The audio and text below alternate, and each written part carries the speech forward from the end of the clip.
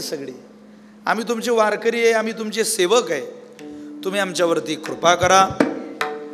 लवकरात लवकर प्रसन्न होणारी देवता ही भगवान महादेव आहे. आशुतोष असं भगवान महादेवाला म्हणतात. काय नाही, भगवान महादेवासारखा देव नाही महाराज. तुम्हाला वेळच मिळाला नाही, तुम्ही शेतातून येताना भगवान महादेवाकडे गेले म्हटलं की देवा आम्हाला काही वेळ नाही. आमचे दुपेश्वरचे रामभाऊ बाबा सांगायचे, वा काय शांत वाटते बघा जरा. म्हणजे रामभाऊ बाबा सांगायचे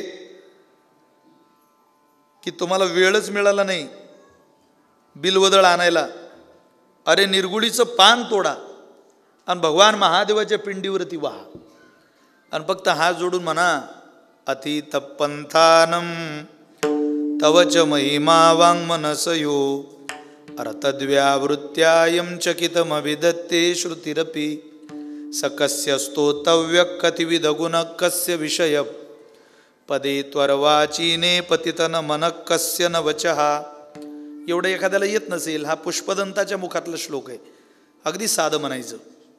कैलास राना शिवचंद्र मोडी फणींद्र माता मुकुटी झळाडी कारुण्य सिंधू भवदुःख हारी तुझवीन शंभो मज कोण तारी. शास्त्राभ्यास नको श्रुती पडू नको तीर्थासी जाऊ नको व्रते मखू नको तीव्रे तपे ती नको. काही तुला करायची गरज नाही. काळाचे भय मानसी धरू नको, काळाची भीती वाटू देऊ नको. फक्त काळाचे भय मानसी धरू नको, पण ज्याची या स्मरणे पतित तरती तो शंभू सोडू नको. अरे पाप्यातले पापी ज्याच्या नावानं तरुण गेले त्या भगवान महादेवाचं विसर आपल्याला कधी पडता कामा नये. आणि अत्यंत श्रद्धेने उपासना करणारा संपूर्ण विश्वच भगवान महादेवाची उपासना करतं. महाराज 12 ज्योतिर्लिंग बघा, भगवान महादेवाची सगळी स्थानं बघा. एक वेगळा आनंद श्रावण महिन्यामध्ये असतो. आणि त्या पहिल्या दिवशी आईचं पुण्यस्मरण दत्तूभाऊंच्या नशिबी आलंय. हा मुलाच्या जीवनातला पर्वकाळ आहे. काही मुलांना हा पर्वकाळ मिळाला नाही. हो, आईचं वडिलांचं श्राद्ध पुण्यस्मरण श्रद्धया क्रियते तर श्राद्धा जर करता येत असेल तर मला असं वाटतं तो पर्वकाळ आहे. पण जर मिळाला नाही तर देवाकडे प्रार्थना करायची, देवा आमचं आयुष्य आमच्या आईवडिलांना दे बरं, हा पर्वकाळ आम्हाला मिळाला पाहिजे. काही दुर्दैवानं वडिलांना पोराची श्राद्ध घालावी लागली, इतकं कठीण आहे. हो, आपली जबाबदारी, ज्यांच्या पोटी जन्माला आलो त्यांच्याकरता आपण काहीतरी कृतज्ञतेनं स्वीकारलं पाहिजे. भीष्माचार्य नावाचे एक महात्मा आपल्या संस्कृतीमध्ये असे झाले की ज्या भीष्माचार्यांच्या आईनं 9 पोरं गंगेत सोडून दिले. 9 बालक गंगेत जन्माला आली की गंगेत सोडायची. बरं, तिनं नवऱ्याबरोबर असा पण केलेला होता. मी का असं करते असं जर तुम्ही विचारलं तर त्या दिवशीपासून मी तुमच्या जोडून निघून जाईल, मी तुमची बायको राहणार नाही. पण 9 पोरं गंगेत सोडल्यावर ते रडत होते. ते म्हणत आता आपलं वय होत चाललं, एखादा पोरगा पाहिजे ना म्हातारपणात, कोणीतरी सहकार्य करायला पाहिजे. शरीर थकल्यावर कोणी कोणाचं नसतं. पण आता ज्याच्यावर जीव लावता येईल, लळा लावता येईल, माझी सगळी विद्या त्याला देता येईल, कोणीतरी पाहिजे ना या कुळाचं नाव चालवायला. ते 10वं पोरगंही सोडायला चालली. आणि तेवढ्यात त्यांनी विचारलं की मी तुला आतापर्यंत विचारलं नाही, पण का 10वं झालं तरी तू गंगेत सोडते? ते म्हणे आपली अट होती, मला तुम्ही काही विचारायचं नाही, इथून पुढं तुमचा आपला संबंध तुटला, हे पोरगं तुमचं, तुम्हाला पाहिजे ना ते, मी मात्र निघून. त्यांनी पोरगं सांभाळलं आणि बायको निघून गेली. खूप मोठी कथा आहे पुराणामध्ये. कालांतराने एका स्त्रीवरती त्यांचं मन जडलं, खूप आवडायला लागली त्यांना ती स्त्री, आणि तिच्याबरोबर लग्न करायची इच्छा झाली. हो, त्या मी सगळी विस्तारानं तुम्हाला चरित्र नाव घेऊन कथा सांगू शकतो, अगदी शंतनूपासून. पण माझ्याकडे मला माझा मुद्दा उपस्थित करायचा आहे. कर्तव्य कशाला म्हणतात मुलाने केलेलं. स्वतः ज्या वेळेला त्या मुलीच्या वडिलांना भीष्माचार्यांच्या बापानं मागणी केली की तुमची मुलगी मला द्या, तर मला द्यायला अडचण नाही, पण अडचण हा मुलगा आहे. माझ्या पोरीला पोरं झाल्यावर राजा कोण होईल? तो मोठा, तो तुमचा मुलगा आहे. तुम्ही त्याच्याकरता बायको सोडली, माझ्या पोरीच्या पोरांची माती होईल, मग मी तुमची पोरगी तुम्हाला देऊ शकत नाही. ते म्हटले हरकत नाही, माझा मुलगा माझ्यापेक्षा, तुमच्या मुलीपेक्षा मला महत्त्वाचा नाही, मी त्याला सांभाळून माझं आयुष्य काढेल. त्या सगळ्या प्रेमाचा विरह त्यांनी सहन केला. पण बापाचं वागणं बदलल्यावर इतिहासातली अशी पहिली घटना आहे पुराणात की एक पोरगा बापाच्या सोयरिकीचं मागणं मागायला गेला. स्वतः भीष्माचार्य की माझ्या बापाला, आम्हाला आई म्हणून ही माऊली तुम्ही द्या, आमच्या बापाचा विवाह करून द्या. रडत होते भीष्माचार्यांचे वडील, काय माझ्या पोटी पोरगा आला असेल. त्यांनी तेच कारण सांगितलं, अरे बाळा द्यायला अडचण नाही, पण तू राजा होशील, माझ्या पोरांच्या मुलांचं काय? तुला लग्न झाल्यावर तुझी पोरं राजा होतील, हिचं काय? मी राजपुत्रांचा आजोबा आहे असं मला बघायचंय, माझी माता, माझी पोरगी राजमाता असली पाहिजे. असं हो, घ्या पाणी. गंगेचं पाणी घेतलं महाराज, तुम्हाला आश्चर्य वाटेल, तिथंच संकल्प सोडला, बाबा एवढी आम्हाला आई म्हणून ही माऊली द्या. मी आई मागायला आलोय, माझ्या वडिलांपेक्षा, माझ्या वडिलांची बायको नाही, मी मला आई मागायला आलोय. पण तुमच्या मुलीच्या पोटी जन्माला आलेला पोरगा जर राजा बाबा असं तुम्हाला वाटत असेल, तर मी माझ्या बापाकरता आयुष्यभर ब्रह्मचारी राहील, मी लग्न करणार नाही. आणि लग्नच केलं नाही तर माझे पोरं राजे कसे होतील? झालं लग्न. आयुष्यभर बापाकरता ब्रह्मचारी राहिलेली, कर्तव्यात जीवन जगलेल्या पोरांचा इतिहास आपल्याला माहिती आहे. थोडा अवघड आहे ते. इतिहासामध्ये शिरा अनेक खेळ खेळायचे राजमातेबरोबर छत्रपती शिवाजी महाराज, अनेक खेळ. आणि ते खेळ खेळण्यामध्ये आईनं मुलासोबत खेळलं पाहिजे, बापानं मुलासोबत खेळलं पाहिजे. जो बाप मुलासोबत खेळतो त्या घरातलं वातावरण वेगळं असतं. आईनं मोबाईलसोबत खेळण्यापेक्षा आपल्या पोरांसोबत खेळणं गरजेचं आहे. पूर्वीच्या महिला खेळायच्या, खेळूही घालायच्या आणि खेळायच्या, स्वतः बालक व्हायच्या. आता पोरगं रडायला लागलं की तुम्ही मोबाईल हातात देता, त्याच्या एक आश्चर्य आहे. इथं इंस्टाग्राम अमेरिकेनं तयार केलं, फेसबुक अमेरिकेने तयार केलं, व्हॉट्सअप अमेरिकेने तयार केलं, पण टाइमपास करणारी फक्त तुमची माझी पोरं, एवढं लक्षात ठेवा. एवढं कठीण आहे. स्वामी विवेकानंदानंतर या देशानं एक सुद्धा विद्वान जगाला दिला नाही. किती मोठा देश आहे आपला, पण विद्वान नाही देऊ शकलो आपण. भाषणं करणारे आणि पोपटपची बोलणारे तर खूप पैदा झाले आपल्या देशात. विद्वत्ता, अभ्यास, ब्रिलियंट, जगावर छाप उमटवायला अभ्यासच लागतो महाराज, तसं होत नाही. स्वामी विवेकानंदांना पाहिलं की जग हात जोडायचं. जग का प्रभाव होता त्यांचा. आता आपण झुकायला लागलो त्यांच्या पुढं. समर्पण, त्याग. पोरगं खेळायला लागल्यावर मोबाईल. अरे काय कर्तव्य? तुमचं कर्तव्य तुम्ही करत नाही, त्यानं कसं म्हातारपणात तुमचं कर्तव्य सांभाळावं? आपल्या घाणीचे कपडे तर निदान म्हातारपणात आपल्या पोरांना आपले बदलले पाहिजे. हे काही जागीरदारी थोडीच आहे. घरापरत शुगर आहे, बीपी आहे, गुडघ्याचा, मणक्याचा, पाठीचा, काय असतील नसतील ते सगळे आजार आहे तुम्हाला मला. तुम्ही 40 उलटा फक्त तुम्हाला शरीराची किंमत कळते की अरे बाप रे, काय दिवस होते हो अगोदरचे, आता काय. मग तेव्हा कोण आहे? आज बापाला कर्तव्य कळालं, आईला कर्तव्य कळालं, तर मुलाला कर्तव्य कळेल. राजमाता खेळ खेळायच्या आणि त्या खेळामध्ये जो हारला त्यानं समोरच्याचं ऐकायचं, जिंकलेल्याने जे सांगेल ते करायचं. असं आहे. एकदा आऊसाहेब जिंकल्या आणि शुभा हारले. आई सांगा तुमच्याकरता आम्ही काय करू. बाहेर आणलं. दूरवर काय दिसतंय रे शुभा तुला? मोठी शहरं दिसत आहे. शहर नाही, शहराच्या वरती बघ. डोंगरकडे दिसत आहे, डोंगरकड्यामध्ये लपलेलं बघ.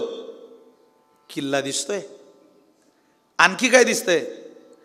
जशी बाजूला हिरवळ आहे तशी किल्ल्यावरही सगळी हिरवळ आहे, सगळं हिरवं आहे.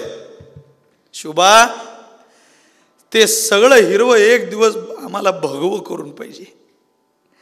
ते सगळं हिरवं ज्या दिवशी भगवं होईल त्या दिवशी आम्ही समजू आमची कूस देवानं पवित्र केली. स्वप्न उराशी बांधलं महाराज, अनुबा आयुष्य ते हिरवं भगवं करण्यात घालून घेतलं. सगळी मोगलांची सत्ता महाराजांनी काढून दिली.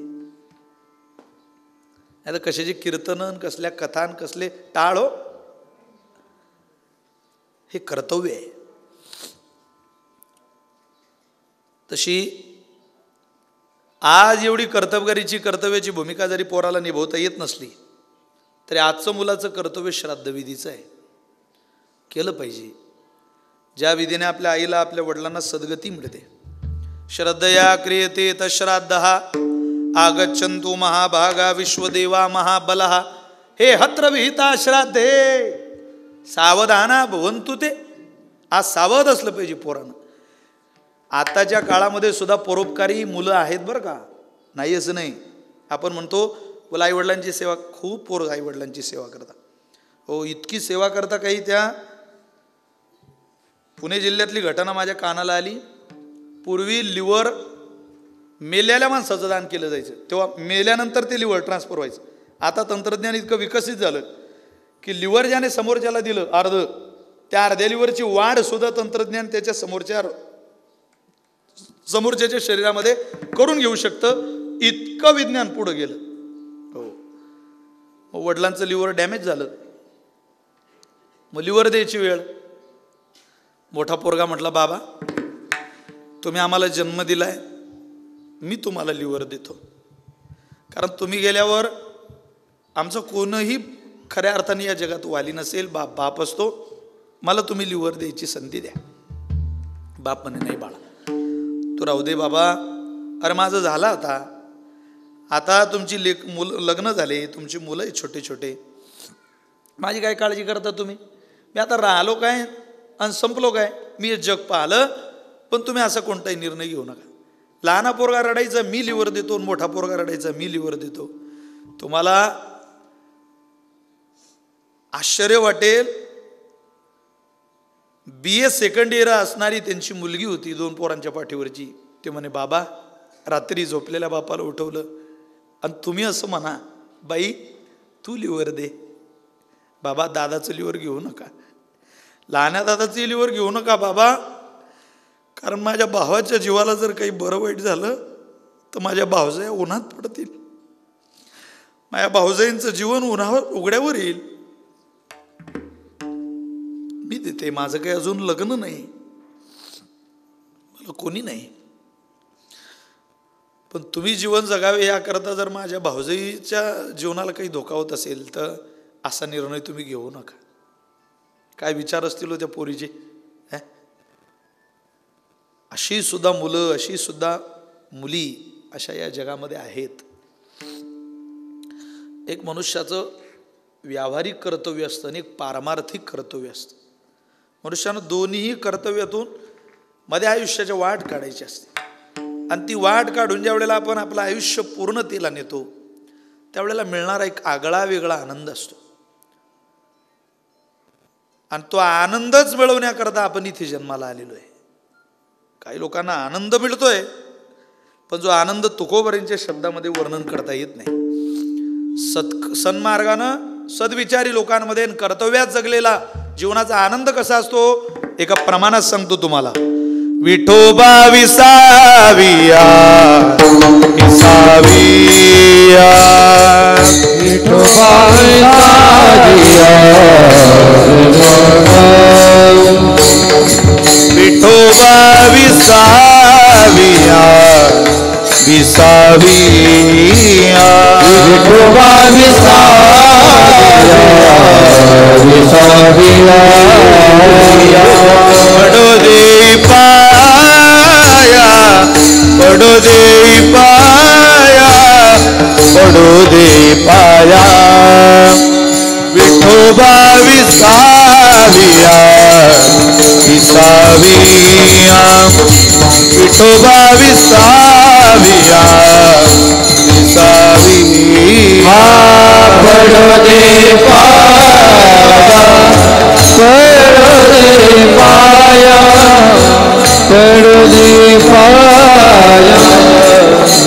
विसाविया विठोबा विसाविया विसाविया विठोबा विसाविया विसाविया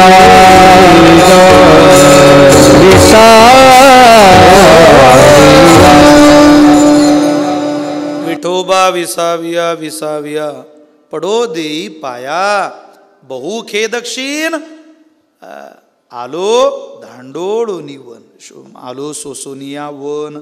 आम्ही देवा खूप सहन केलं, पण आज विसावा तुझ्या चरणाजवळ मिळाला. आणि तो विसावा मिळावा अशी जर अपेक्षा असेल तर मला असं वाटतं आपल्याला आपल्या स्वकर्माची जाणीव असली पाहिजे. आणि ती जाणीवच तुकोबर आहे या अभंगाच्या द्वारा आपल्याला करून देत आहे. करणे ते हेची करा, तुकोबर म्हटले हेच करा. काय करा? विधिमुखाने काही गोष्टी तुकोबरांनी आपल्याला करायला शिकवल्या. तुम्ही हे करा. तुकोबरांनी प्रत्येक इंद्रियाला काम दिलं, हाताला, पायाला, नाकाला, डोळ्याला, प्रत्येक इंद्रियाला काम दिलेलं आहे. आपल्याकडे सगळी त्याची प्रमाण आहे. कर्म हे शरीराला मनुष्याने शिकवलं पाहिजे, कारण कर्मानुबंधेनी मनुष्य लोके. कर्माच्या गाठीत माणसाचं घट्ट जीवन बांधलेलं आहे. एखादा कीर्तनाला बसलेला माणूस म्हणेल मी कर्म करणारच नाही. मूर्ख आहे का रे तू? कर्म करणार नाही? अरे करू न म्हणती तयाचा केवळ आग्रह चिवरे वेड्या. ज्ञानोबाने म्हटले तुला मूर्ख म्हणेल जग. एखादा म्हणेल आम्ही झोपा काढू, झोपणं कर्म आहे. एखादा म्हणेल आम्ही नुसते श्वासोश्वास घेऊ, अरे श्वासोश्वास सुद्धा कर्म आहे. तू काय करणार नाही? बांधून या हातपाय जो रथी घातला आहे, हातपाय बांधलेल्या माणसाने नाटकं करायचे नसतात की मी आता युद्ध, मी आता रथात बसणार नाही. समजा एखाद्या माणसाचे हातपाय बांधून आणायचे आणि इथं मंडपात आणून टाकायचं या हॉलमध्ये, आणि तिथं पडलेलं आहे कोपऱ्यात. त्यानं म्हणावं लोकांना ऐकू द्या, मी काही कीर्तन ऐकत नाही. आता याची किची इच्छा नसली तरी याला कीर्तन ऐकावंच लागणार आहे. तसं जन्माला आलेल्या प्रत्येक माणसाला इच्छा नसली कर्म करावं लागणार आहे. कर्म चांगलंही आहे आणि कर्म वाईट पण आहे. चांगल्याही कर्माला फळ आहे आणि वाईटही कर्माला फळ आहे. चांगल्या कर्माचं फळ परमात्मा आहे आणि वाईट कर्माचं फळ नरक आहे. परमात्म्याने केलेली ही व्यवस्था आहे. तुम्ही जर मुंबईला गेलात राहुरीकर, तर मुंबईला एकदा धोबी घाटाला भेट द्या. त्या धोबी घाटावर अख्ख्या मुंबईतले कपडे धुवायला आलेले असतात. वेगळे वेगळे गट्स, त्यांचे वेगवेगळे डिपार्टमेंट त्या कपड्यांचं. तिथं धुवायला आलेला प्रत्येक कपडा जसा त्या कपड्याचा मळालेलापण आहे, जशी त्याची अवस्था आहे तशी धुण्याची व्यवस्था केलेली आहे. जितका मळ त्या कंपार्टमेंटमध्ये त्या कपड्यांची विभागणी झालेली आहे. जसं ते कपडे एकदा तिथं धुवायला गेले की पूर्ण त्यातला मळ जोपर्यंत निघत नाही तोपर्यंत त्या घाटातून बाहेर येत नाही, तसं परमात्म्याने रौरव, महारौरव, अंधता मिश्र, तप्त सुरमरी, व्रजकंठ शाल्मणी, वैतरणी, पुयोद, निरोध, हे सगळे जेवढे 28 नरक श्रीमद भागवतानं वर्णन केले, या तप्तसुर्मी, अंधकारमय, अंधकूप, या सगळ्या नरकांमध्ये आपली व्यवस्था परमेश्वरानं केलेली. आणि ती व्यवस्था जोपर्यंत आपलं कर्म संपत नाही, तुम्हाला इथं जे जे लोक मजेत दिसत आहे, तुम्ही असं समजू नका इथं मजेत असला म्हणजे माणसाचं तिकडं चांगलंच असतं. इकडचा आणि तिकडचा काहीच संबंध नसतो. इकडं ज्यांनी एसीच पाहिली आहे, इकडं ज्यांनी मखमलीची गादीच पाहिली आहे, त्यांना तिकडे लाथा घालाव्या लागतात. तिथं त्यांना उकळत्या तेलात घालावं लागतं. कर्म आहे ते काय कोणाच्या बापदाद्याची जहागीरदारी आहे का? मक्तेदारी आहे का ती? तर चालत नाही काही. एखादा म्हणेल बा मी खूप धनवान आहे. धनवान नाही धने नवहा. लेका किती धनवान माणसं होऊन गेली या जगात. रावण इतका धनवान,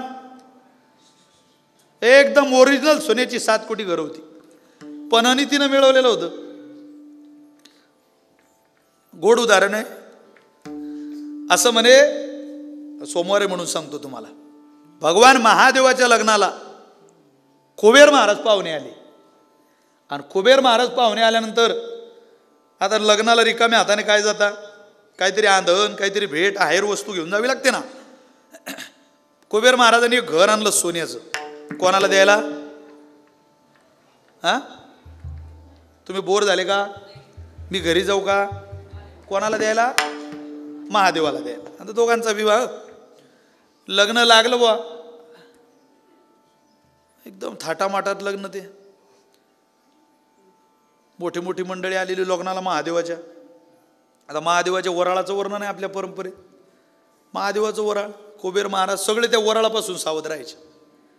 भूते वेताळ नाचती हर्षयुक्त उमापती, सगळं भूत प्रेत पिशाच सगळे नाचत होते. वेगळा आनंद हो भगवान महादेवाचा. ते झालं. कुबेर महाराज म्हटले व मला जरा घाई आहे, आम्हाला लवकर निघायचं आहे, कीर्तन झालं की म्हणजे लग्न लागलं की तुम्ही आम्ही आणलेली तेवढी आहेराची वस्तू घेऊन घ्या. म्हटले चला. तसं तर काय तुम्ही आले हेच खूप झालं. नाही नाही आणलंय तुम्हाला. म्हणजे कुठे वस्तू, चला. त्यांना एक घरात प्रवेश करायला लावला. त्या घरामध्ये अनेक घरं सोन्याची होती. एक घर नाही अनेक, पुढं नगरच होतं ते सोन्याचं. खाऊ म्हणे हे तो बाबा सगळं सोनं आहे. हो तुमच्याकरताच आणलं. अरे बाबा. भगवान महादेव म्हटले तुम्हाला मनापासून धन्यवाद, पण तुम्हाला बहुतेक आपला परिचय नाही. राज्य तेजिले ईशाने गुंती जाणोनी स्मशाने वास केला. आम्ही याच्या लांब राहण्याकरता तर स्मशानात राहतोय, आता तुम्ही आम्हाला त्याच्यात अटकून राहिले, हे आमच्याकडून शक्य होणार नाही. हे तुमचं तुम्हाला तुम्ही राहू द्या. बायको म्हणावं मला वाटलं तुम्हाला खरंच काही ज्ञान असेल, पण तुम्ही लय भोळे. पोकटात लक्ष्मी चालून आली दारात, सोन्याचं घर तुम्ही घ्यायला नाही म्हणताय. ते काय राहुरीच्या बांधकाम करणाऱ्या कारागिरीने विटा सिमेंटमध्ये बांधलेलं घर आहे का? सोनं आहे सोनं, वीट सोन्याची. बांधणारा कुबेर, इथलं प्रत्येक छत सोन्याचं आहे. इथल्या जो रेशमीचा मखमलीचा गालीच्या इथं घातलेला आहे, त्या गालीच्यावर सुद्धा तुमच्या पायाला त्रास होऊ नये याकरता जे वरतीच टोक आहे ते सुद्धा सोन्याचं आहे. अजून काय पाहिजे? सोन्याच्या ताराचा गालीचा आहे, मऊ सगळं सोनं, तुम्ही त्यात नाही म्हणता.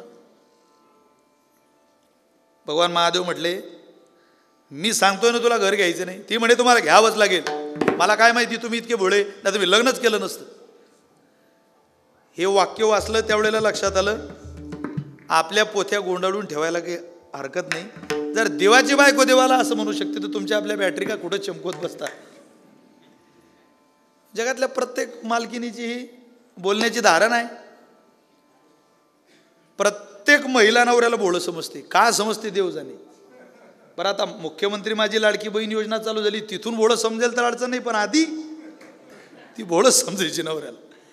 तुम्ही लय भोळे. एक दिवस माई बायको मला म्हणे तुम्ही लय भोळे, लोक चंद्रावर चालले तुम्ही अजून धोत्रावर आहे, तुम्हाला कोणी फसवू शकते बाजारात, तुम्ही लय भोळे. म्हटलं मी भोळा आहे हे मला बी लक्षात आलं. आता मला कोणी फसवू शकते हे बी लक्षात आलं, पण मला हे लक्षात आलं की फसवणाऱ्याच्या यादीत पहिला नंबर तुझ्या बापाचा आहे. सुरुवात तिथून झाली आपली.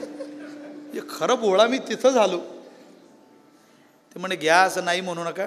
चालून लक्ष्मी आली, घेऊन घ्या. घेतली बुवा. ते घर घेतलं, पण ते म्हटलं मी राहायला तसा जाणार नाही, त्या घराची वास्तुशांती करावी लागेल. ब्रह्मदेवाकडे गेले आणि म्हणे वा आमच्या घराची वास्तुशांती करून द्या. ब्रह्मदेव म्हटले मला वेळ नाही, माझ्या पोराला घेऊन जा. बापले का कीर्तनकार असले की मुलाचं जमलं नाही की ते म्हणता महाराज वेळ आहे त्यांना, तर मी त्यांची तारीख करून घ्या. ते म्हटलं तुमच्या पोराला नाही, तुमचं पाहिजे, नातवाला न्या, तुम्ही पाहिजे. रावणाला नेता का? ते म्हटले रावणाला नेतो. रावणाला नेलं बाबा भगवान महादेवान वास्तुशांतीला. यथायोग्य पूजा केली आणि वास्तुशांती झाल्यावर भगवान महादेव रावणाला म्हटले का रे बाबा सांग तुला काय देऊ दक्षिणा या पूजेची. तो रावण होता. तो म्हणे ज्या घराची वास्तुशांती केली ते घरच देऊन टाका ना, काय दक्षिणा दक्षिणा करता. अरे म्हणे या घरासाठी तर एवढा आटापिटा केला हा सगळा. ब्रह्मदेवाजवळ गेलो, भल्या माणसा बायकोचा आग्रह होता, देऊन टाकावं म्हणे. तुमच्यासारख्याला काय शोभतं ते घे बुवा. आता काय आता उदारच हा बाबा. पण बायकोला त्रास झाला. ते म्हणे दिलंच कसं. अगं म्हणे त्यात रावणाचा नाही धनाचा स्वभाव आहे, ते जसं आणलं तसंच द्यावं लागतं. तू किती ठेवण्याचा प्रयत्न कर, ते काय आपली मालकी थोडी आहे. धन हे कुबेराचं आहे, त्यानं फुकटात दिलं फुकटात जाणार. देह हे काळाचे धन कुबेराचे. मग गेलं व ते सगळी लंका कोणाची झाली? कोणाची झाली? रावणाची. भगवान महादेवा बरोबर जेव्हा जेव्हा चर्चा करताना योग आला तेव्हा पार्वती माता म्हणायची पहा बरं काय सुंदर दिसते हो लंका. आपलं असतं ते घर, आपलं असतं ते घर, आपलं असतं ते घर. तेच भगवान महादेव मारुतीरायाच्या रूपात गेले आणि शेपटीनं लंका पेटून दिली. लंका पेटत होती आणि आनंद कैलासावर होत होता. त्यावेळेला पार्वती माता म्हटली, प्रभू पहा, बरोबर सांगत होते तुम्ही, धन जसं आलं तसंच गेलं. उलट आपल्याला तर वास्तव्य न करता जावं लागलं तरी मला दुःख होत होतं.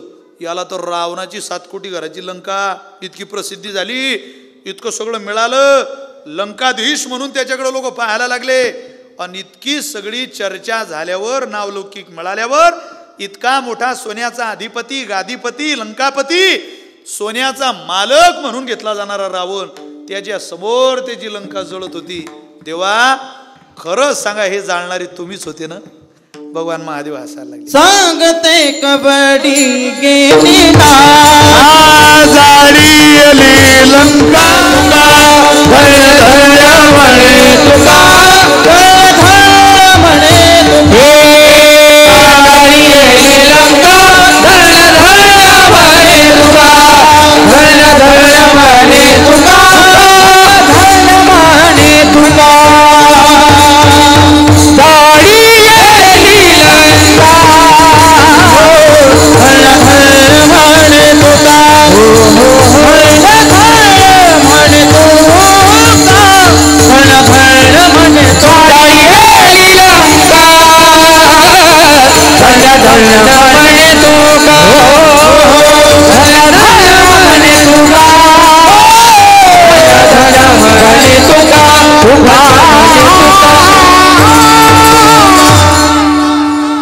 जळत होती ती.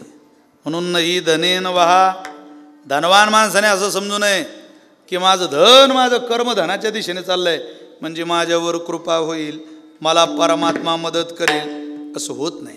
आपलं प्रत्येक इंद्रियाचं कर्म हे भगवंताच्या दिशेनं यावं अशी जर तुमची अपेक्षा असेल. आता ही छोटी छोटी मुलं आहे, कीर्तनात उभे, पण हे कर्म कळत न कळत त्यांना काय माहिती आहे सिंधुआई, त्यांना काय माहिती आहे सिंधुताईंचा परिवार, त्यांना काय माहिती आहे दत्ताभाऊंचा स्वभाव, ते इथं कीर्तनाच्या निमित्तानं आले. म्हणजे कोणाच्या दिशेनं जाणारं कर्म आहे? परमात्म्याच्या. परमात्म्याच्या दिशेनं जाणारं कर्म, यातलं भजन सिंधुआजींच्या उद्धाराला उपयोगाला येईल. आणि राहिलेला पुण्याचा भाग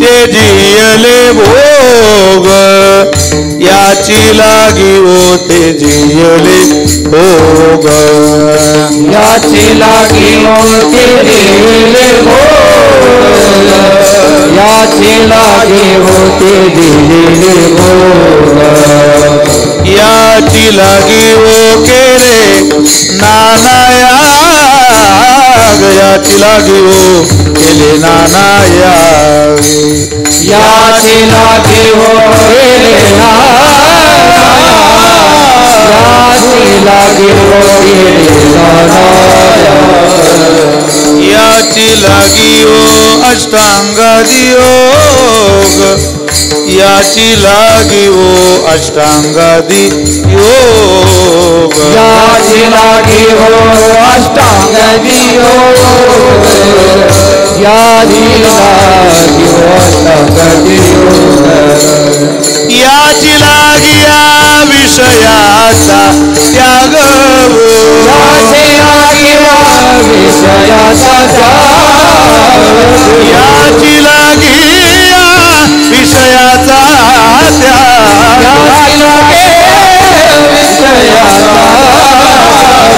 जन्मोजन्मांतरी केली ही सूचना, जन्मोजन्मांतरी केली ही सूचना, जन्मोजन्मांतरी केली ही सूचना, जन्मोजन्मांतरी केली ही सूचना, जन्मोजन्मांतरी केली ही सूचना,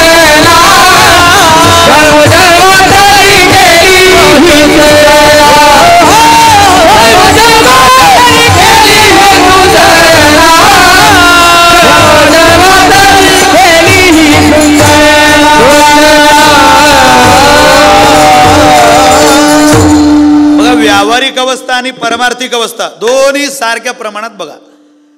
जसं एखादा शेती करणारा मनुष्य आहे, मडे झाकून या करावी पेरणी. तुमच्या घरात प्रेत आहे, पेरणी आली आणि पाऊस वापसा झालेला आहे आणि पेरणी करायची योग्य वेळ आहे, त्या मड्यावर पांघरून घालावं आणि पेरणी करावी. इतकं प्राधान्य शेतकऱ्यांनी त्या कर्माला द्यावं. आपण देताना आपण विदर्भात पाहतो, आज शेतकी तुम्ही आपण सगळे सामान्य कुटुंबातले पोरं महाराज, आपल्या आईने आपल्याला घरी झोपून आपली आई शेतात गेली आहे की नाही? यातल्या 70% लोकांची माय घरातली पोरं सांभाळून शेतात जायची, गेलेलीच आहे. मी माझ्या आईला मला चांगलं आठवतं. अहो मोठा भाऊ जर घरात असला तर मोठ्याच भावानं झोका द्यावा लहान भावाला. आता काय सांगा, हे दिवस आता राहिले नाही. पैसा इतका वाढला की लोकांनी पोरं सांभाळायला बाया ठेवल्या. झोका दे. बाई आणली होती पोरगं सांभाळायला, हळूहळू तिलाही पोरगं झालं, त्यामुळे आता ताण मिटला. दोघी मिळून त्या दोन्ही पोरं सांभाळत आहे. अशी परिस्थिती झाली शहरात. तुम्ही पहा, बाळताना बाळताना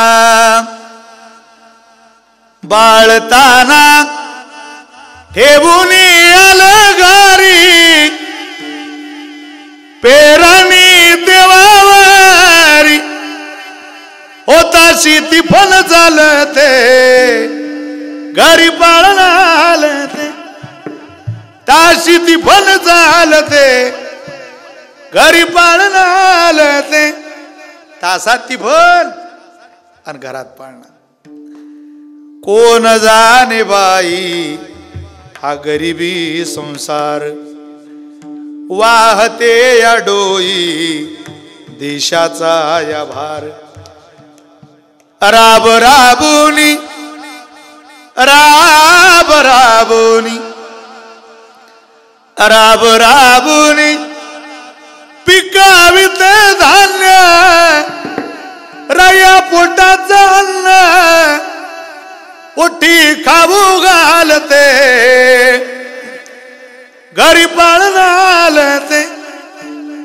ओ ताशी ती फल चालते, घरी पाळणं आलते. धनी रोज येती पहाटेच्या पारी, अर घेऊनी शिदोरी मी जाते भर दुपारी.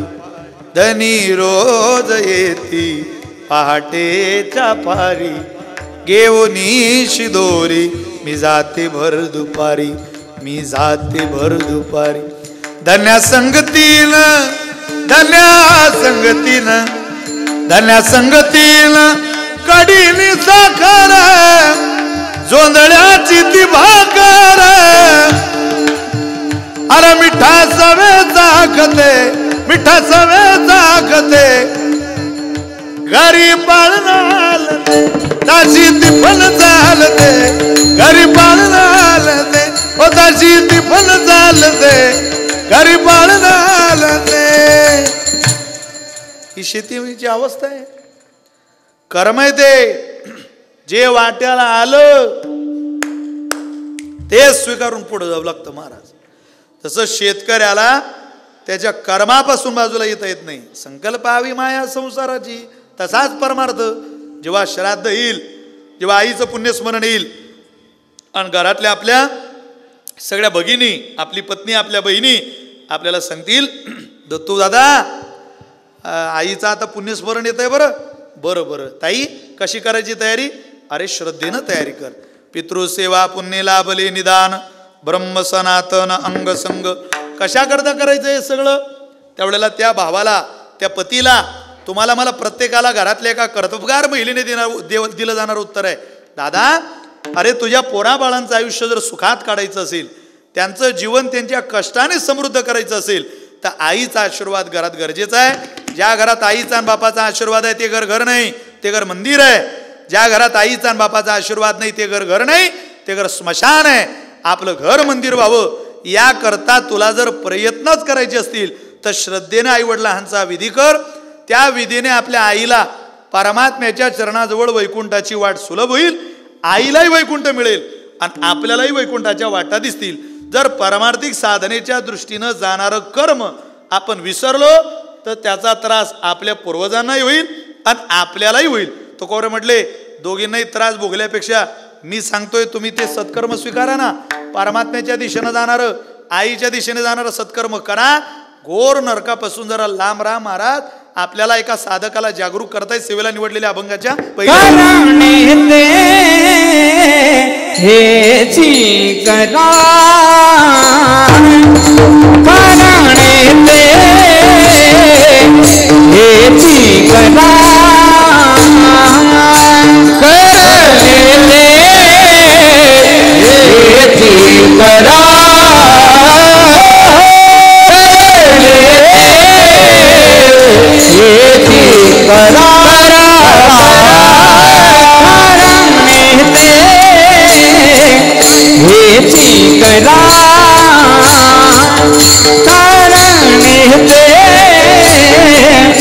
हेची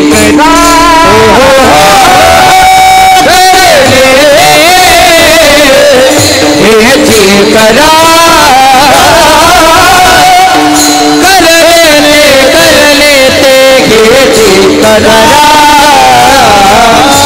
नरका घोरा जाता नरका घोरा दयामध्ये नारायण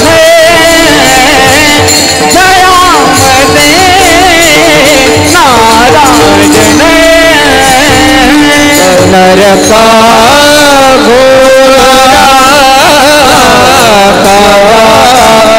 नरका नरका घोरा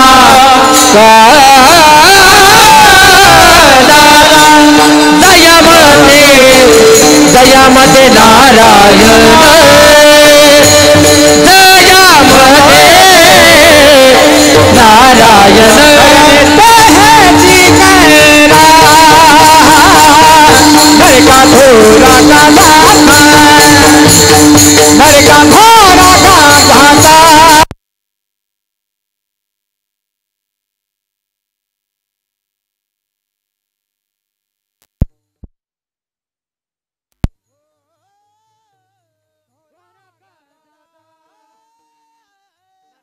घोरा का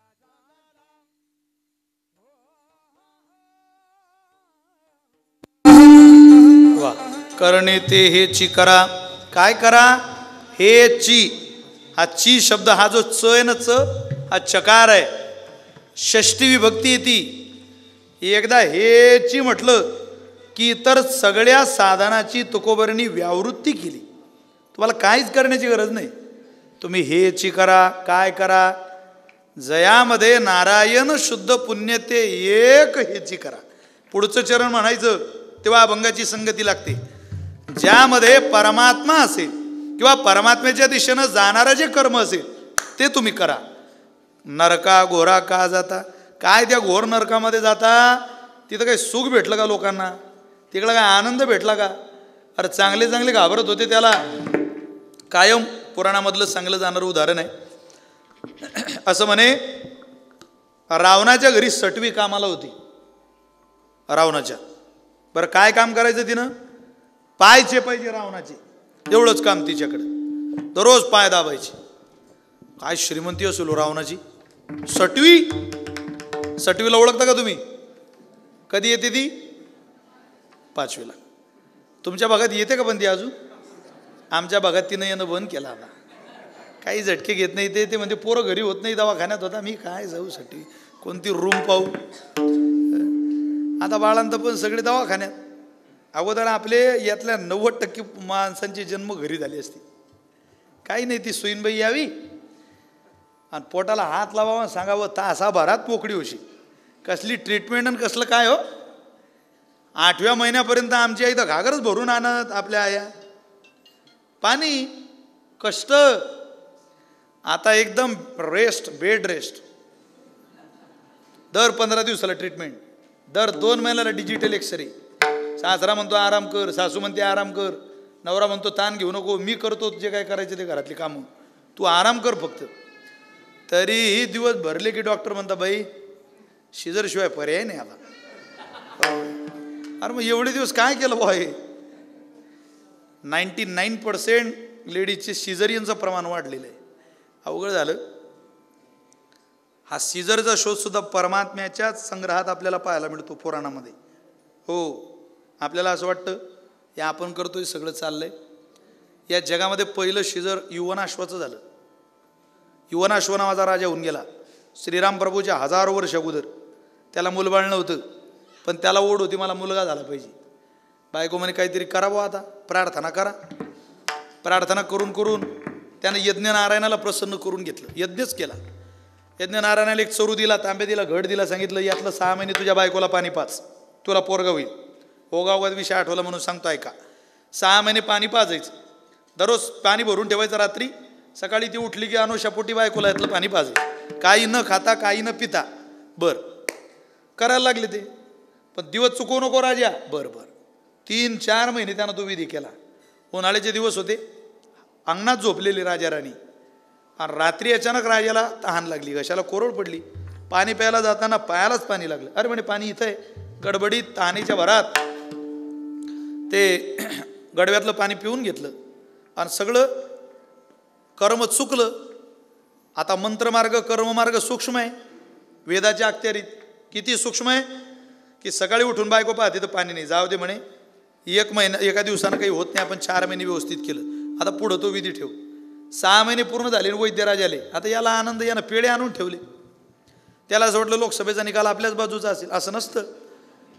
पुला खालून कधी पाणी निघून जाईल ते काही सांगता येतं का? समाज हुशार झाला. सगळ्याच भागातली परिस्थिती तशीच झाली यंदा. चांगल्या चांगल्यांचे निकाल, चांगल्या चांगल्यांचे अंदाज फेल गेले. मोठं अवघड आहे ते. याचाही अंदाज फेल गेला. यानं पेढ्याचे बॉक्स आणून ठेवले. तो म्हणे सांगा लवकर तिच्याकडे पाहून किती गर्भवती आहे. तो म्हणे सी इज प्रेग्नेंट नाही, ही इज प्रेग्नेंट. तुला दिवस गेले. तो म्हणे काय बोलता राव तुम्ही? अरे म्हणे हो, तुझ्याच पोटात बाळ आहे. तुम्हाला हे पटणार नाही, मी पटवून देतो. युवनाश्वाच्या पोटात बालक वाढायला लागलं. आता पोराचा जन्म बापाच्या पोटी म्हटल्यावर जन्म कसा? सांगितलं त्याचं पोट फाडा. पोटाच्या आणि पिंडाच्या मधली एक विशिष्ट जागा, जिथून सरकन त्याचं पोट फाडा. ते पोरग जिवंत बाहेर निघू शकतं. पोरग बाहेर काढलं, ते बाहेर काढून थोडी जगणार होतं. त्याला काय लागतं जगायला? दूध. आणि बाळा दुधा कोण करीते उत्पत्ती. बाळाला दूध निर्माण करण्याची ताकद जगात परमेश्वरानं ती कोणाच्याच हातात ताकद दिली नाही. एखाद्या लेकराची आई गेली आणि म्हणावं तिच्या बहिणीनं की माझ्या बहिणीचं बालक आहे डॉक्टर साहेब, माझ्या स्तनामध्ये दुधाची उपलब्धी करून द्या. त्यावेळेला जगातला प्रसिद्ध डॉक्टर म्हणेल माऊली, अगं तुझ्या कासेमध्ये अमृताची धार सोडण्याचं सामर्थ्य जगातल्या कोणत्याच वैद्यकीय शास्त्रानं मला शिकवलं नाही. ते दुधाची धार निर्माण करण्याचं सामर्थ्य परमेश्वराकडे. अरे माणूसही अन्न खातो आणि स्त्रीही अन्न खाते, पण माणसानं खाल्लेल्या अन्नाचं रक्त तयार होतं आणि स्त्रीनं खाल्लेल्या अन्नाचं दूध तयार होतं. साधी गोष्ट आहे. काय शक्ती असेल, काय मशनरी असतील आत. देव न मानणाऱ्या माणसांनी एकांतात बसून आपल्या देहाचा अंदाज हिशोब करा. काय परमेश्वराची शक्ती आहे, कोण करू शकतं? रक्त बनवण्याचा कारखाना अजून निर्माण झाला नाही. चपाती भाकरी टाकल्यावर लाल रंगाचं रक्त बाहेर येईल, कोण करू शकतं? फक्त परमात्मा. हजारो किलोमीटरहून आलेली लाट किनाऱ्यावर आली की समुद्राची लाट शांत होते. कोण अडवायलाय तिला? कोणतं धरण आहे तिथं? कोणता बंधारा आहे? राहुरीच्या गावाच्या बाहेरचा नाला ऐकत नाही पाऊस अति झाला की. नदी ऐकत नाही. आता पुण्यातली परिस्थिती पहा, सांगलीतली पहा, कोल्हापूरची पहा, पंचगंगेची. नद्या ऐकत नाही. अशा हजारो नद्या ज्या समुद्रात जाऊन मिळून जातात, तो समुद्र मात्र आला किनाऱ्यावर शांत होतो. कोणी सांगितलं त्याला? परमात्मा म्हटले मी सांगितलं त्याला. पर्वती बैसकान संडावी, समुद्रे रेखा न ओलांडावी. त्याला सांगितलंय जागा सोडायची नाही.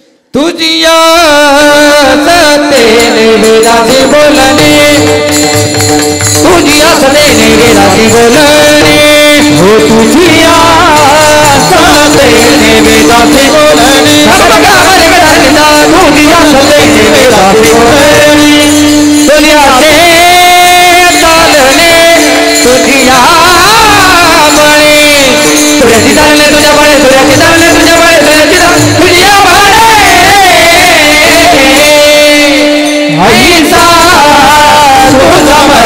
ब्रह्मांडाचा सगळे धरणी दाता दाता ऐसा तू समर्थ ब्रह्मांडाचा ऐसा तू तुझ्या आई चालले तुझ्या बळे सूर्याची चालले तुझ्या बळे सूर्याची चालले तुझ्या बळे सूर्याची चालले तुझ्या बळे ऐसा तू समर्थ ब्रह्मांडाचा ऐसा तू समर्थ ब्रह्मांडाचा ऐसा तू समर्थ ब्रह्मांडाचा ऐसा तू समर्थ ब्रह्मांडाचा धनी क्या बात आहे वा. ऐसा तू समर्थ ब्रह्मांडाचा धनी.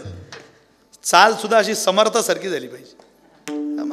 समर्थाचं वर्णन करतोय अनैसा तू असं कशाला, तू समर्थ आहे. समर्थाचं वर्णन समर्थासारखं झालं पाहिजे. हो, आज माझ्या जीवनात चांगला पर्वकाळ आहे. म्हणजे मला कीर्तन करता करता 22.5 वर्ष झाली. मी ज्ञानोबारांच्या दरबारात आणि कीर्तन केले, पांडुरंगाच्या दरबारात भजनं खूप केले. परंतु पहिल्यांदा श्रावण पहिल्या सोमवारी पांडुरंगाच्या मंदिरात म्हणजे जगाच्या मालकाच्या पुढं कीर्तन करण्याचा मला संध्याकाळी योग. त्यामुळं तुमची सगळ्याची एक 10-15 मिनटामध्ये अगदी तुमच्या वेळेत रजा घेऊन पांडुरंगाच्या दिशेनं योगायोगानं आमचे विजू भाऊ म्हटले मी आज सोबत येतो पांडुरंगाचं जवळ कीर्तन परमात्म्याचं आहे की नाही. अहो, सामान्य कार्यकर्ता मुख्यमंत्र्याच्या घरी गेला तर किती आनंद होत असेल त्याला. जगन्नियंत्याच्या घरी गेल्यावर आपल्यासारख्या साधकाला किती आनंद आहे. त्याच्यापेक्षा काय आनंद पाहिजे दुसरा. सत्ताधीशाच्याच घरी कीर्तन. पहिली सत्ता ज्याची आहे विश्वात त्याच्यात कायसा तू समर्थ ब्रह्मांडाचा धनी. या ब्रह्मांडाचा मालक देव आहे. त्यानं ठरवलं काय लागत नाही. एकदा देवानं तुम्हाला तळ हातावर घेतलं ना, जगातली किती माणसं तुमच्या विरोधात असू द्या, कितीही सत्ता तुमच्या बाजूनं विरोधात असू द्या, देव तुमच्या ताब्यात पाहिजे. तो एकदा भारी आला हाता मग कैची भय चिंता. भय ना चिंता, चिंता ती पळाली गोकुळा बाहेरी प्रवेश भितरी. अरे देव एकदा आला, चिंता नावाची गोष्ट दुःख लांब लांब अंतरानं पळत सुट्ट महाराज. हो, चला मी सांगत होतो परमात्म्याच्या सत्तेशिवाय काय, त्याच्या सत्तेने सगळं चालतं. पोट शिरलं आणि बाळ बाहेर काढलं कोणाचं, युवनाश्वाचं. ते बाळ पोटातून काढलं. आता त्याच्या दुधाची व्यवस्था. श्रुतीमध्ये एक वचन तयार केलं. त्या वचनाचं नाव आहे मानधाता. मा म्हणजे माझा आणि धाता म्हणजे अंगठा. इंद्राने सांगितलं तो पोरगा माझ्या अंगठ्याला दूध पिईल बुवा. त्या युवनाश्वाच्या पोराच्या पोटात तोंडात अंगठा घालावा इंद्रानं आणि त्याचं पोट भरावं. तेव्हापासून जगातल्या हिंदुस्थानातल्या प्रत्येक मुलाला इंद्राचं वर शापत्व आहे. जोपर्यंत तोंडात पोरगा अंगठा घालत नाही तोपर्यंत त्याचं पोटच भरत नाही. तो दूध पिला तरी तोंडात अंगठा घालावा लागतो. तुमची पोरं तोंडात अंगठा घालताना, नातवंड घालताना म्हणजे ते सूत्र मिळतंय बुवा. हे जगन्नियंत्या परमात्म्याची सत्ता आहे. आपण सत्ता आपली कुठं लावायची. त्याला तुम्हाला ती कथा उगावगात आठवली म्हणून मला स्पर्श करून पुढे जाणं गरजेचं होतं. ती सटवी रावणाच्या घरी चेपायला पाय इतकी ज्याची सत्ता रावणाची. ते नरकाचा धाक त्याला वाटत होता.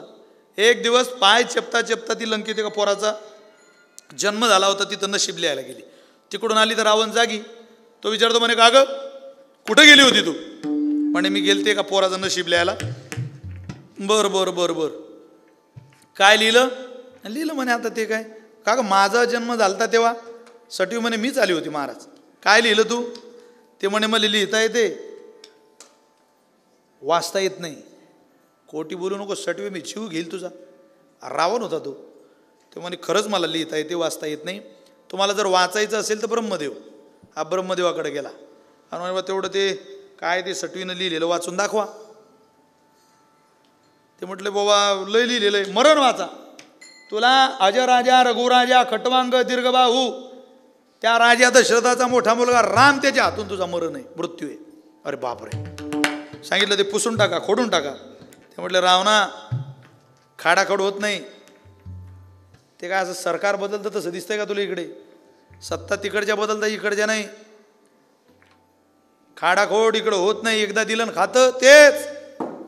मग आता त्यात बदल म्हणजे तुला नरकात जावं लागेल. काय नरक कशाला म्हणता? त्याला नेलं सोबत नरकाच्या दरवाजाजवळ सांगितलं मार या दरवाज्यावर लात. 2 पावलं माग सरकला, रावणाने त्या दानकन दरवाज्यावर लात मारली. आतून आवाज आला, कोण आहे रे मूर्खा, अरे दरवाज्यावर लात घालतो? मला इथं साखळदंडाने बांधून ठेवलंय. 2 अनुकुची दार तप्त झालेल्या सळ्या पुढे तू लात मारता बरोबर त्या दोन्ही सळ्या माझ्या डोळ्यात गेल्या, माझे डोळे फुटले. लाज नाही वाटली लात मारायला? मूर्ख लात मारतो. कोण आहेस रे तू? इथं खालून जाळ चालू आहे, सूर्याच्या किरणातला 1000वा भाग इथे उपलब्ध नाहीये. रावण म्हणे बापा बापा बापा, इतकं दुःख? रावणाने विचारलं, का हो माझं नाव जाऊ द्या, पण तुमची इथून सुटका कधी होणार आहे तेवढं सांगा बा. ती आतलं गिराईक म्हणे कोणीतरी लंकेचा रावण नावाचा राजा आहे, त्याला ज्या दिवशी धरून बांधून माझ्या जागेवर बांधतील आणून, तेव्हा मला इथून सोडणारे अशी चर्चा आहे म्हणे भाऊ. अरे म्हणे बाप, त्यानं पाय धरले ब्रह्मदेवाचे. नरका गोरा का जाता? अरे म्हणे बापा, हे काय सामान्य का हो नरक? आम्हाला तिकडं नेऊ नका. आले हो संसारा तुम्ही एक करा, मुक्ती मार्ग हळूच बरा, काळदंड कुंभयातना थोरा, कारे अघोराद चकशिना, नाही त्या यमासी करुणा, बाहेर काढिता कुडी प्राणा, जैसे ओढाळ सापळे धन्या चोर यातना, यातना यातना दरी जेतो. यातना देणं हाच काळाचा स्वभाव आहे. जर त्या यातना आपल्या चुकाव्या, आपल्या आईच्या चुकाव्या, असं जर तुम्हाला वाटत असेल तर आज हात जोडायचे. ज्या आईचं नाव सिंधू आहे, सिंधू म्हणजे समुद्राला, सागराला सिंधू म्हणतात. हो, आणि ती सिंधू तुका म्हणे गंगा सागर संगमी. आज आपली सिंधू आई ही सागरात मिळती झाली. हो, तिथे जर ती सागरामध्ये मिळती झाली असेल आणि तिनं हा प्रेमाचा मायेचा सागर, तशी आईला समुद्राची उपमा देता येत नाही. तिचं प्रेम समुद्रासारखं आहे, पण तरी कमी पडते ती उपमा. समुद्राची उपमा तिला दिल्यावर असं वाटतं, अरे हिला काय समुद्राची उपमा देता? समुद्रात गेलो, गोडभर ओंजळ भरून पाणी घेतलं आणि तोंडात घातलं की खारट लागतं. तेव्हा असं वाटलं ही उपमा आईला थोडी पडेल. आमच्या आईचं नाव सिंधू होतं, पण या समुद्रापेक्षा, या सागरापेक्षाही ही माझी सिंधू मोठी होती. का? अरे हा सिंधू खूप मोठा आहे, पण याचं पाणी खारट आहे. आमच्या आईचं इतकं मोठं वय, पण आमच्या आईनं उभ्या आयुष्यात आम्हाला राग येईल, त्रास होईल, आमच्या घरातला आमच्या आईच्या शब्दाने वातावरण बिघडेल, असा एक सुद्धा शब्द तोंडातून बाहेर आला नाही. त्या समुद्रापेक्षाही माझी आई गोड होती, समुद्रापेक्षाही माझी सिंधू मोठी होती. या सिंधूची बरोबरी तो सिंधू करू शकत नाही. तिला ती उपमा देता गुलाबाची. गुलाबाची पाकळी दिसायला छान आहे, पण गुलाबाच्या फूल तोडायला गेलो की खाली काटे, कधी कचकन बोटात जातं, कळत नाही. या पाकळीला काय उपमा द्यावी आईला? आई तुझं प्रेम गुलाबाच्या पाकळीसारखं. अरे गुलाब दिसायला वरून छान आहे, पण तोडायला गेलो की टोचतं, बोचतं, त्रास होतो. आमच्या आईचं प्रेम मात्र ना टोचणार आहे ना बोचणार आहे. सूर्यनारायणाची उपमा देऊन बघू तिला. सूर्यनारायण 12 वाजेपर्यंत बरा वाटतो, पण उन्हाळ्याच्या दिवसामध्ये 12 वाजेला डोक्यावरती आलेल्या सूर्याचा काय त्रास होतो तुम्हाला मला माहिती आहे. सूर्यनारायणाकडे पाहिलं, त्याला सांगितलं तुझ्यापेक्षाही मोठी माझी आई आहे. अरे तुझा काहीच काळ समाधान आहे, तुझ्यापेक्षा माझ्या आईचं आतापर्यंतचं 70, 75, 80 वर्षाचं आयुष्य, पण आम्हाला त्या आयुष्यात कधी त्रास झाला नाही. तू 12च्या पुढं त्रास देतो. नको बाबा, आता तुझ्यापेक्षाही माझी माऊली मोठी आहे. करंगोडी कापली तरी दुःख होतं. ज्यानं बोर्ग जन्माला घालायला सरकन पोट चिरून घेतलं, स्वतः दुसऱ्याच्या घरचं दूध, दुसऱ्याच्या घरची आणलेल्या उसन्या ज्वारीची भाकरी त्या दुधात सुरावी आणि कडेवर बसून लेकाला एक एक एक एक एक एक घास खाऊ घालावा, ते दिवस जिनं माझ्याकरता पाहिले. आज तिच्याकरता जर काही करण्याची वेळ येत असेल तर माझ्या जीवनातला तो खूप मोठा आनंद आहे. त्या आनंदाच्या पलीकडं त्या आनंदाला दुसरं पारावार नसावं. आणि मला असं वाटतं हा आनंद तिच्याही कल्याणाला उपयोगाला येईल. आणि माझ्याही का हो, असं तुम्ही कोणतं पुण्य करताय याला तुकोबारे म्हटले शुद्ध पुण्य म्हणतात. का? ते सरळ आईच्या माध्यमातून देवापर्यंत जाते. अभंगाचं दुसरं चरण. जयामध्ये नारायणा